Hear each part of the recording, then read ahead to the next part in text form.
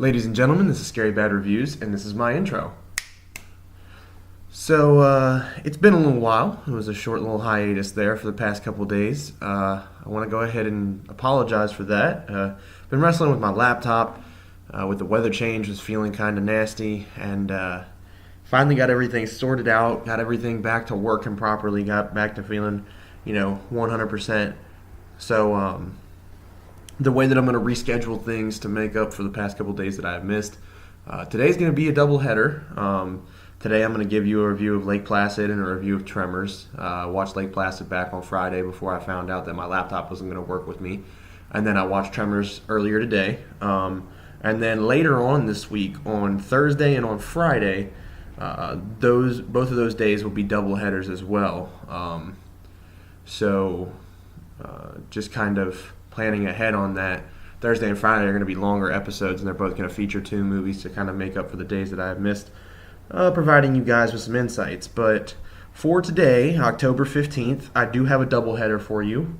The first movie that I watched was Lake Placid, a late 90s movie. The movie involves some deaths occurring around a lake, people claiming that it's a dinosaur. Scientists and wildlife experts are there to investigate.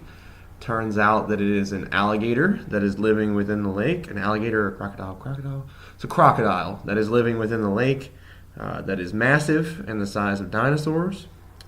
So it's just killing people who are going into the lake. This movie was very difficult to get through, and not for the reason that most movies are.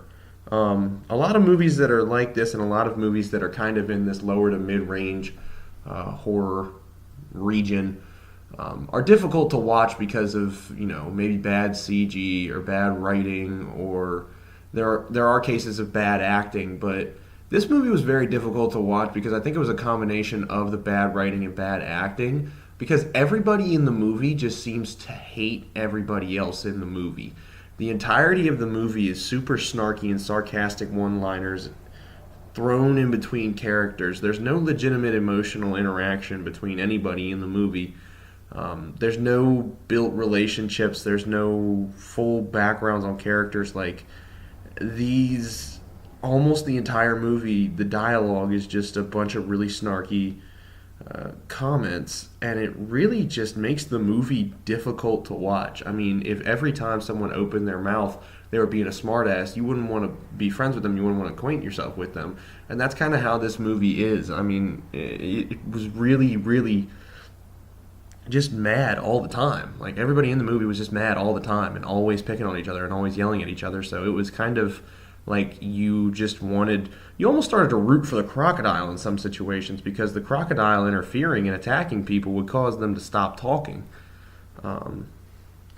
Crocodile itself is not seen too much. I mean, there's a couple of attack scenes, and you see him later on in the movie, but I would have definitely appreciated a lot more of him, and that's why my tagline for this movie is 99% angst, 1% croc, because most of the movie just feels like people being pissed off at each other, and a very tiny bit of the movie you remember that there's a giant crocodile attacking people in this lake. So I gave this movie a 4 out of 10. There are good things about the movie. It is a good premise. There are a good couple one-liners throughout. Even though there are too many, there are some good ones. There's a great Betty White performance in this movie, so that makes me super happy. But all in all, it's not a good movie. And like I said, as much as there are a few good things in it, this is one of the more difficult movies to watch that I've ever reviewed, and I've reviewed some really shitty movies. And I think it's just, with how angry everyone in the movie is, it was very difficult to make it all the way through it. So yeah, Lake Placid was a 4 out of 10. I don't know if I can recommend people to watch it unless they've already seen it. Then you may want to rewatch it just to see some parts of it. But unless you're really determined and sit down and really set to go through this movie, you're probably going to turn it off. So it wasn't a good experience to watch this one. The second movie of my doubleheader is another '90s cult movie that has now seen, I think, like 5 sequels, with the most recent sequel coming out this year, and that's Tremors. I had seen Tremors a while back, like a long time ago, and I remembered certain parts of it, but I was very happy to go back and rewatch it. I was very surprised at how much fun I had sitting and watching this movie. There's nothing too exceptional about, you know, the actual movie portion of it, like with the writing, the plot, the acting, all those kind of things are pretty normal and pretty, on standard for these kind of monster movies. I mean, they're all kind of subpar and they all kind of take a back seat to the monster that's attacking everybody.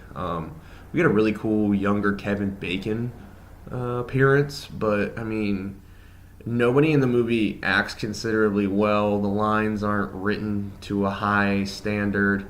The plot is pretty normal. We've seen this for other monsters before. But what does make this movie exceptional and a lot of fun to watch is the monsters themselves. So the monsters in this movie are called graboids, and they are these giant compartmental worm creatures that live underground and sense vibrations and can attack people by coming up through the ground. These things are awesome to look at, man. I mean, you have the actual graboid itself, which is this giant worm, like hardened shell worm looking thing that'll pop out of the water and open up its giant beak, and then out of it there's other four or five other little guys like that look honestly like snakes with faces that come on out. That's what latches on to people and pulls them in, and it bites them and it tries to get them. That's how they come up with the name graboids in the movie, as he said, oh, they're getting grabbed and pulled in. Call them graboids. But the graboids are all practical effects. They're all animatrons. They're all physical things, and they look awesome. Like, I honestly have to give it to the production crew on this one, in that those things look so cool for the time period, and they even hold up today. I mean, I thought they looked great. I've seen some really shitty CGI monsters. I've seen some shitty practical effects, and I've seen monsters done well in either of those mediums. But this monster looked awesome, and I was really having fun just watching them try to fight this thing and watching it attack them throughout the desert. This is a really good Halloween watch for anybody. It's a really cool campy monster. It's a lot of fun. I gave this movie a 7 out of 10 because I did enjoy watching it a lot. While there's a lot that's wrong within the movie and a lot that the movie doesn't necessarily try to do too well, there's definitely some aspects of positive in it with this monster. I mean, it's just a lot of fun to look at, a lot of fun to watch, a lot of fun to just kind of sit down and laugh with. So I had, this movie, people need to watch it because it's an awesome, awesome monster. And it's a nice little piece of cinema. I mean, it's definitely a cult classic. It's definitely not going to win any awards anytime soon, but I definitely think that people in the horror community appreciate this movie for the creature that it's created, because it's very difficult to think of things that look unique and things that'll stick in your head.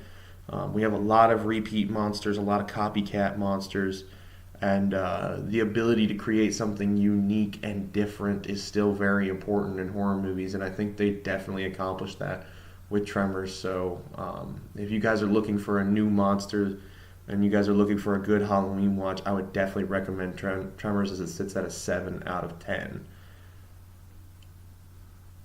So that's it for today's double header. Like I said, I'm going to be coming back on Thursday and Friday and doing 2 more double headers. I'm going to be doing one movie each night, tomorrow night and Wednesday night, and then Thursday and Friday I will be providing double headers. I have a little bit of more time then, as we are on fall break from classes, so I will be slamming some movies down. Currently tomorrow I have slated the Babadook. I want to be able to talk about another modern indie wave type deal that is very polarizing as well. I've talked about polarizing movies before, and I think that there are a lot of mixed opinions on it. And they're not middle of the pack mixed opinions. I mean, I think a lot of people either really liked it or really hated it. So I'm going to go into that while I talk about it tomorrow, but that's what I'm looking to cover tomorrow, the 16th. As always, if you guys have suggestions, if you guys want to hear me talk about a certain monster movie for Monster Madness 2018, please message me, please leave a comment, and thanks for listening.